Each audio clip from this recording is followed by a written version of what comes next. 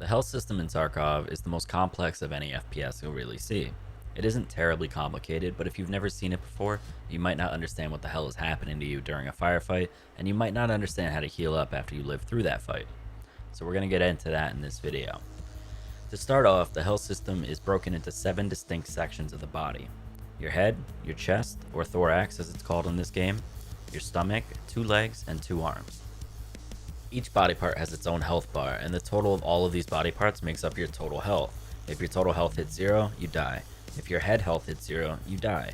And if your chest health hits 0, you also die. The stomach, arms, and legs can hit 0 without you dying, however they have their own negative side effects of hitting 0. When you are shot or take damage, only the part of your body affected will actually take that damage, until that body part hits 0. Once it hits 0, it's what's called blacked out, and any future damage to that body part is going to cause you to take 150% of the original damage, and it'll be divided amongst all of your remaining non-blacked out body parts. Like I mentioned earlier, if your head or chest hits 0, you die. But what are the negative effects of other parts of your body hitting 0? Well, if your stomach hits 0, your character will start to whine and grunt very loudly,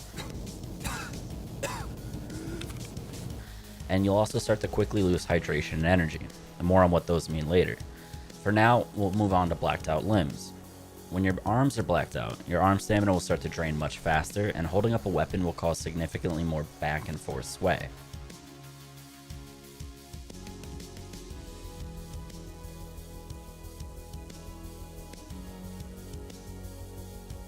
When your legs are blacked out, you will not be able to sprint, and you'll walk at an agonizingly slow pace.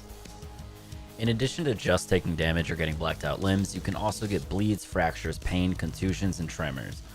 Bleeds are pretty self-explanatory. When you're shot and start bleeding, all your body parts will start to lose health at a significant rate. If bleeding causes a body part to hit 0, that part will become blacked out. Remember earlier how I said if your head or chest hits 0, you die? Well, not if it happens because of bleeding. Instead, the next damage you take to those body parts will one-shot you. Whether it's a bullet or barbed wire or even damage from running on a blacked out leg, you'll just keel over dead. Fractures will happen only in your limbs, so your arms and legs, and they have the same effects as having them blacked out. Pain, contusions, and tremors will all blur your vision and just generally make the game a living hell for you.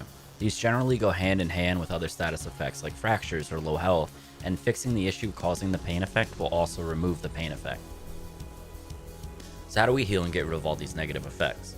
Well, each healing item can be inspected by double clicking it or right clicking on it and then clicking inspect to reveal what each item does for you.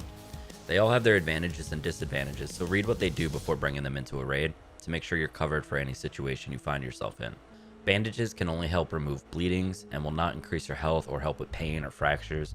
AI2s, or cheese, which they're called in this game, which are provided to you when you first make a new account, they can only heal and they won't stop bleeding or anything like that. You also cannot heal blacked out body parts, so keep that in mind.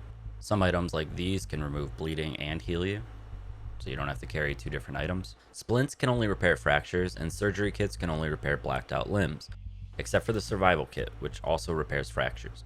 But the end all be all of healing items in Tarkov, and the one thing you should never forget to bring into a raid, is painkillers.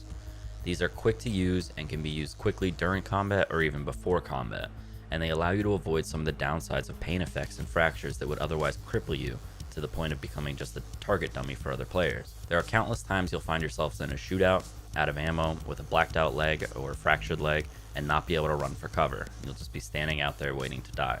Just be careful about popping too many of these, as they do reduce your hydration, and over the course of a raid, if you're popping like 10 of these, you're gonna end up with 0 hydration and in a pretty bad situation. Alright, finally we come to hydration and energy. You want to keep these up whenever you can. Drink liquids to increase hydration, eat food to increase energy. There aren't really any disadvantages or advantages to having higher levels of hydration or energy, just don't let them hit 0. If hydration hits 0, you'll start to continuously take more and more damage until you die. This will also give you a pain effect and just be annoying in general. You'll know when it happens. Same thing for energy. When that hits 0, you'll get some pain effects, and after a minute or so of being at 0 energy, you'll just simply die. It won't slowly tick you down like hydration does. The number in red is how much hydration or energy you're losing every minute of the raid.